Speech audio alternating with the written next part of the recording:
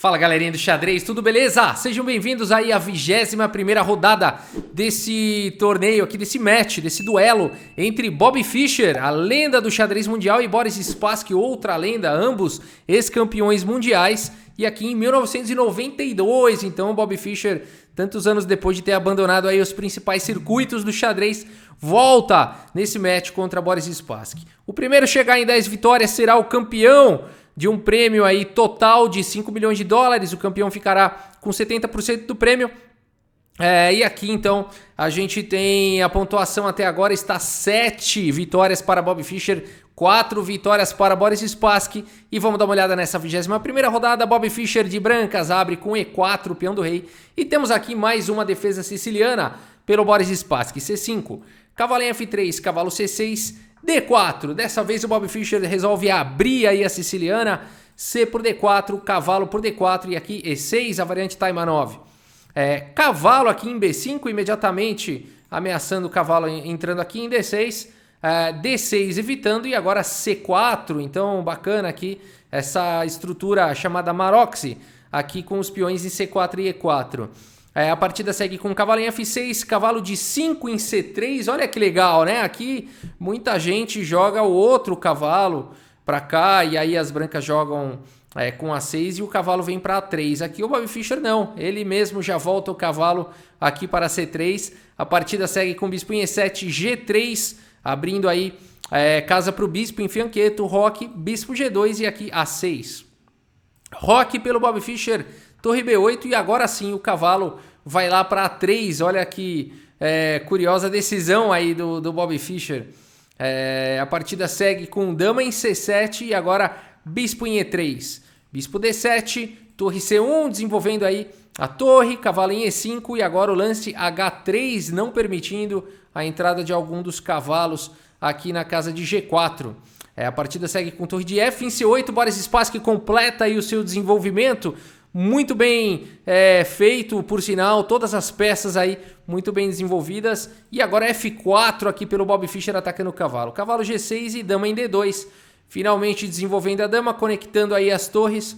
E a partida segue com bispo em E8, então, aqui pelo Boris Spassky. Torre de F em D1, completando o desenvolvimento. Então o Bobby Fischer de todas as peças. E agora B6 aqui pelo Spassky. Dama em F2, imediatamente colocando pressão aqui no ponto de B6, H6 e agora rei em H2. Por que não tirar o rei dessa diagonal perigosa? E o rei então fica aqui mais protegido em H2. Dama em A7 e agora a dama volta aqui para E2. Dama em C7 e bispo em F3. Pouco a pouco, lentamente, aí ambos os jogadores vão tentando melhorar aí a posição das suas peças, restringir um pouquinho mais o adversário.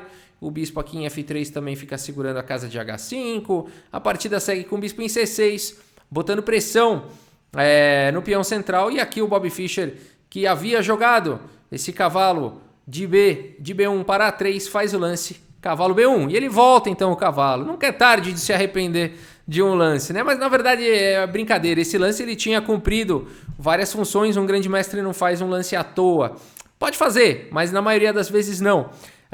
E aqui então o cavalo volta para a casa de B1. A ideia, né? Muitas vezes a gente pensa em manobrar esse cavalo aqui para C2 e tudo mais, para vir para D4. Mas aqui o Bobby Fischer, ele quer manobrar o cavalo para D2 e ajudar no apoio aqui da casa de E4. Dama B7 e aí cavalo D2. Então é isso, o Bobby Fischer viu a tempestade que via vindo para cima do peão central e manobrou o cavalo aí em tempo para defender. B5 aqui pelo Spassky, C por B5, A por B5 e B4 parando as ambições do Spassky aqui na ala da dama. Dama em A8 e agora a torre em C2. Tudo bem, esse peão já estava protegido pelo cavalo, mas é sempre importante você trazer mais defesa e mais do que isso, possibilitar dobrar as torres na coluna C.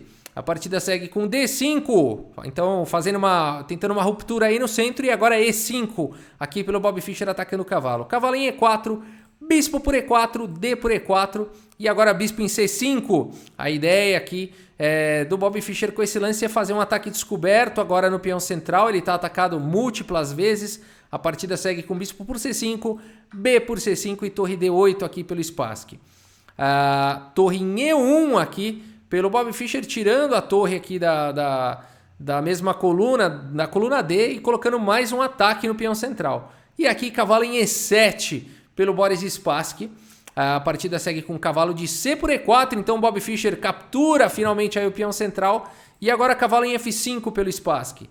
Cavalo B3, evitando aqui o duplo de cavalo. Então essa era a ameaça aqui do Spassky, por isso que ele entregou um peão para ter toda essa iniciativa. Mas cavalo B3 frustra esses planos por enquanto. Cavalo D4 de qualquer maneira forçando a troca. Cavalo por D4, torre por D4.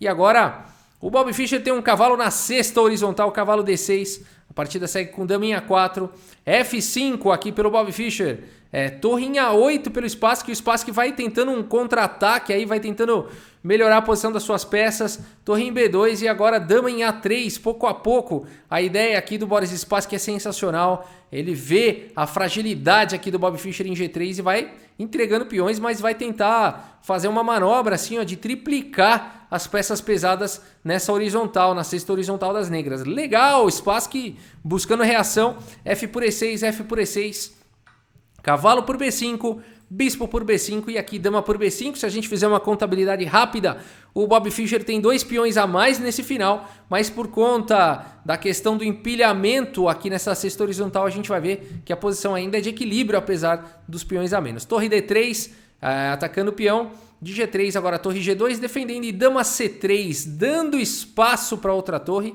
e ao mesmo tempo pressionando peões aí de C5 e de E5. A partida segue com torre de E em E2 e agora torre em A3. Olha só que legal esse canhão que o Boris Spassky fez. Em geral a gente fala o canhão de Alekhine para uma dama numa coluna seguida de 2 torres, mas aqui a gente tem numa horizontal, né, um sanduíche aqui de torres com dama. Não deixa de ser um canhão aqui para cima de G3. A partida segue com torre C2. Então a maneira que o Bob Fischer encontrou de se livrar, não dá tempo para a dama ficar aqui na sexta horizontal, tem que sair daí, mas agora o Spassky recupera um peão com dama por E5. Legal, torre de C por E2 e agora torre em E3, torre por E3, torre aqui por E3 pelo Spassky e A4 pelo Bob Fischer. O ponto todo é que agora esse peão de C5 está indefeso, a torre teve que ficar escrava defendendo aqui em G3 e agora dá para o Spassky vir para cima desse peão da coluna C com torre C3. C6, o peão tentando ficar protegido, mas agora dama em D6 e não tem mais jeito, esse peão vai cair. C7, torre por C7 e agora dama B8, cheque.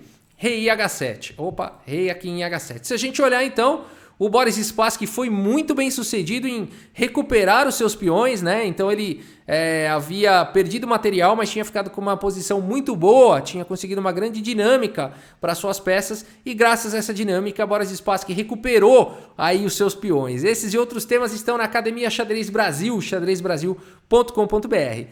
E aqui então, com igualdade material, o Bob Fischer ainda tem um peão passado perigoso aqui na coluna A. A partida segue com A5 e agora H5 aqui pelo Spassky. O Spassky vai tentar jogar um H4 aqui e tentar castigar o rei do Bob Fischer. H4 pelo Bob Fischer não permitindo e agora dama C5 aqui pelo Spassky, tentando algum tipo de reação, saindo aqui da diagonal da dama do Bob Fischer e atacando o peão. Mas agora esse peão avança com A6, torre em F7 aqui pelo Spassky, dama B1 cheque, rei em H6, dama em A2, passando então a dama por trás aqui desse peão, vai tentar avançar para promover o peão.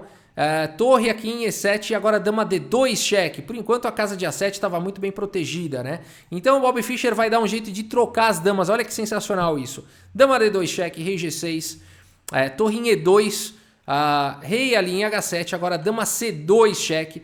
Trocando aí as damas, olha só, sensacional. Tentando ir para um final, mas será que esse final tem alguma esperança? Porque a quantidade de material aqui é a mesma, vamos ver. Dama por C2, torre por C2 e agora rei G6. Torre A2 passando a torre por baixo, aqui por trás do peão passado, ameaçando promover. E agora a torre A7 bloqueando e o lance que exclama, o lance que estava por trás da troca de damas aqui do Bob Fischer. Se você até quiser dar pausa e tentar encontrar esse lance, não é uma sequência tática, mas é um lance muito instrutivo aqui. Eu espero que você tenha encontrado. Bom, se você encontrou aqui rei G2, é um excelente lance, parabéns. mas acho que a ideia toda aqui é o lance torre A5 aqui pelo Bob Fischer, não permitindo a entrada aqui do rei adversário. Legal. A partida segue com E5. Esse lance ele entrega um peão na tentativa de se livrar, de se livrar aqui do peão passado, né, do Bob Fischer, então, e ao mesmo tempo bloqueia, dando possibilidades aqui para o rei entrar na posição. Bacana, o Spassky reagindo, rei G2 e agora rei em F6, protegendo o peão. Rei em F2, por que não F3 aqui? O Bob Fischer poderia ter jogado F3, ele prefere F2 por uma questão de manter a oposição distante. Assunto também da Academia Xadrez Brasil. A partida segue com rei E6, rei E3, rei em F5 e aqui rei F3 ganhando a oposição. A oposição, pessoal, que eu comentei, é quando você se coloca na frente do outro rei, você ganha então a oposição. Se o rei tiver que mexer, ele é obrigado a liberar uma das casas, imaginando que não há peões, tá bom? Então a partida seguiu com G6 e agora a torre em A3 aqui pelo Bob Fischer, um lance de espera, G5, H por G5, rei por G5 e finalmente o Boris Spassky liberou a casa de 4 para o rei do Bob Fischer e depois de rei E4, por incrível que pareça, essa posição é vitoriosa para as brancas e nessa posição Boris Spassky abandonou 8-4 para o Bob Fischer, ampliando aí, alargando a sua vantagem no match e chegando muito mais próximo da sua meta de 10 vitórias. O Bob Fischer já está a 80% de seu objetivo concluído, enquanto o Boris Spassky está apenas 40% no caminho aí dos 10 pontos. Então está mais próxima a vitória de Bob Fischer, né? Nesse duelo. E aqui abandonou, pessoal, porque realmente esse peão aqui vai cair e o rei está muito próximo aqui para auxiliar a subida do peão. Por exemplo, poderia continuar com o rei em F6 protegendo o peão, torre em A5, rei G5 e depois de rei por E5, rei G4. A ideia realmente é tentar um contra-jogo aqui. Depois de torre A3, por exemplo, protegendo o peão, torre E7, cheque, rei D6, torre em E8, tanto faz aqui A7 e torre C8, as pretas aqui nessa continuação, nesse estudo, estão permitindo o avanço do peão para o rei capturar em G3 e tentar promover outro peão. Será que dá para as brancas ganharem esse final? Dá sim, mas tem que jogar preciso aqui. Seria com A8 promovendo para a dama, torre por A8, rei por G3. E a posição é perigosa, as pretas têm esse peão passado, a partida tem que seguir dessa forma aqui. Torre G8, cheque, rei F4, torre H8, rei G4 e agora o rei vem, rei em E5, H4, rei E4, a ideia é apoiar com o rei. Rei G3, rei E3, rei H3 e agora a torre G8 jogando o rei lá para a coluna H, rei H2, rei F2 pressionando aí, prendendo o rei, forçando agora rei H1. E agora o lance vencedor aqui, uma manobra vencedora, é jogar a torre em qualquer coluna aqui, coluna E, qualquer coluna que seja livre, né? Só não pode jogar na coluna F. Aqui, se jogasse torre em F8, bom, ganha do mesmo jeito, mas é um pouco mais demorado. Aqui é mais rápido jogando em qualquer coluna livre. E aí, se o peão descer, torre dá checkmate. E se o rei jogar em H2, simplesmente torre aqui, ó, atacando o peão. As pretas são forçadas a jogar em rei H1 e aí torre dando checkmate. Legal, né? Bacana. Por isso que aqui, depois de rei E4, o Spassky abandonou. Ele entendeu que esse final aí, ele é vitorioso para as brancas, né? Vamos dar uma olhada aí no relatório do chess.com. Olha só, que partida, hein? Que monstros aí no tabuleiro. 98,4% de precisão Bob Fischer, 98% de precisão Boris Spassky, 44 aí melhores lances para cada um. 4 imprecisões aqui do Fischer apenas na partida toda e o Spassky errou um pouco mais, 6 imprecisões e um erro, acabou custando caro, mas a gente vê que o Spassky chegou a ficar melhor aqui na partida, onde está escuro aqui o gráfico é onde o Spassky estava melhor, depois o Bob Fischer conseguiu igualar, foi bem equilibrada, mas aí ele acabou passando na frente. Vamos entender esses movimentos aqui no tabuleiro? Vamos lá. Nessa posição aqui, Boris Spassky estava melhor e fez aqui esse lance cavalo E7, entregando o peão central para poder jogar o cavalo F5, o cavalo D4, a gente viu toda essa sequência. Aqui, pessoal, ele poderia ter feito um lance antes que faria toda a diferença. Boris Spassky ele tinha que ter feito aqui o lance E3. Qual que é a ideia? Esse peão está caindo de qualquer jeito. A ideia é desviar a dama para uma casa menos favorável, porque ela está gostando de ficar aqui nessa diagonal aqui de casas claras e tudo mais. Então aqui você praticamente forçaria a dama por E3 e somente então o cavalo E7. as brancas teriam que perder um tempo voltando a dama para E2, e aí as pretas estariam com tempo na frente. A Siri acionou aqui por algum motivo. Eu preciso desativar a minha Siri, deve ter ativado a sua, né? E aí, cavalo em F5, as pretas estariam com um tempo a mais do que o que realmente seguiu na partida. Esse lance está ameaçando o cavalo D4. Aqui o Bobby Fischer provavelmente jogaria cavalo B3 nessa variante. E aí poderia seguir de forma bastante similar. Qual é a diferença, Rafael? A diferença é que na partida o cavalo já estava em E4 e depois o cavalo veio para a sexta horizontal. E o Bobby Fischer ficou com um cavalo muito forte lá em E6. E nessa variante as pretas estão melhores porque as brancas não conseguem colocar o cavalo na sexta horizontal. E apesar do peão a menos aqui para as negras têm uma mobilidade muito maior das peças e por conta da exposição do rei do Bobby Fischer, Boris Spassky teria vantagem, poderia sim tentar encaminhar uma posição dessa para uma vitória. Olha, você viu só que sutileza, pessoal? E3 ao invés de cavalo E7. Pouca diferença, né? Só para a gente ver, ó, na posição final, nessa variante com E3 primeiro e aonde ficou a posição final na partida foi assim, só que era a vez das brancas. Então as brancas tiveram um tempo a mais e conseguiram praticamente 2 tempos a mais, né? Porque o cavalo capturou o peão ganhando um tempo além de tudo. Então praticamente 2 tempos a mais as brancas têm nessa variante. É muita diferença, né? Então foi isso que aconteceu. E nesse final, né? Será que não estava empatado? Realmente estava, né? A gente viu ali pelo gráfico que estava equilibrado e em algum momento o Boris Spassky perdeu a mão. Muito provavelmente aqui foi nessa posição. Não, aqui antes. Vamos ver. Aqui, nessa posição, então, o Boris Spassky fez o lance dama C5 e acabou sofrendo. Aqui torre D7, imediatamente não deixando o peão avançar mais, propondo a troca das damas. Depois de dama por D6, torre por D6, torre A2, muito similar ao que aconteceu na partida, e torre A6. Diferentemente do final que aconteceu na partida, onde o peão estava na sexta, pelo fato do peão estar na quinta, aqui as pretas têm chance de empate. Mais do que isso, aqui não existe mais a torre vindo para A5, né? Então, no máximo que a torre pode vir para A4. E o rei, então, consegue entrar melhor na posição. Por conta de todas essas diferenças, esse é um final empatado. Tá? Então, aqui, por exemplo, rei G2, rei G6, rei F3, rei F5, torre A4, E5, rei F2, E4, rei E3 e G6, né? As brancas não vão capturar esse peão, senão tá caindo aqui em A5. E esse final é empatado, equilibrado. Aqui vai ficar repetindo o lance. Curioso, né? Curioso.